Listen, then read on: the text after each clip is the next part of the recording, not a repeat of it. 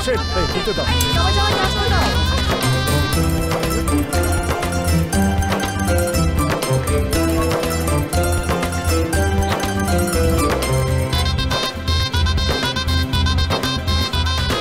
এ রান্না কে করেছে?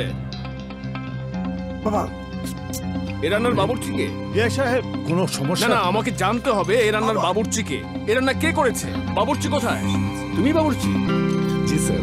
বাহ, অনেকদিন পর এমন ভালো রান্না খেতে। ধন্যবাদ স্যার। আচ্ছা বলো তো, তোমার রান্নার রহস্যটা কি? কোনো রহস্য নেই, এই যে স্যার পুষ্টি তেল স্যার।